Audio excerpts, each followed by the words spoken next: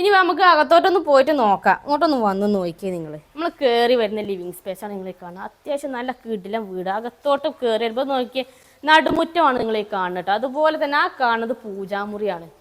കയറി വരുമ്പോൾ തന്നെ ഫ്രണ്ടിൽ നമ്മൾ നേരെ കാണുന്നത് ഈ ഒരു പൂജാമുറിയാണ് കേട്ടോ. അങ്ങോട്ട് നോക്കിയേ കണ്ടോ എന്താ ഭംഗി. നല്ല കിടുക്ക ചില ഫ്രണ്ടിൽ നിന്ന് തന്നെ നമ്മൾ കയറി വരുമ്പോൾ ആദ്യമായിട്ട് നമ്മൾ കാണുന്നത് ഈ ഒരു പൂജാമുറിയാണ് കേട്ടോ. നല്ല ഭംഗിയിലാണ് ഇതിൻ്റെ എല്ലാ സംഭവങ്ങളും തീർത്തിട്ടുള്ളത്. നോക്കിയാൽ നല്ല സ്റ്റൈലായിട്ടുണ്ട് കേട്ടോ.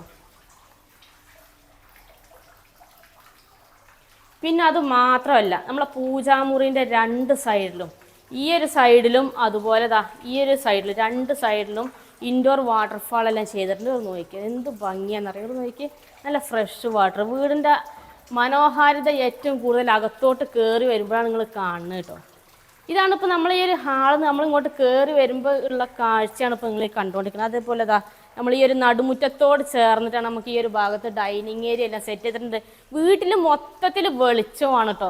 എല്ലായിടത്തും വെളിച്ചം കടക്കുന്ന രീതിയിലാണ് ഈ ഒരു വീടിൻ്റെ എല്ലാ വർക്കും കാര്യങ്ങളൊക്കെ ചെയ്തിട്ടുള്ളത്. മൊത്തം 5 ബെഡ്റൂമാണ്. അതിനകത്ത് 4 ബെഡ്റൂമും അറ്റാച്ച്ഡ് ബാത്റൂമും ഒക്കെ ഉള്ളതാണ്.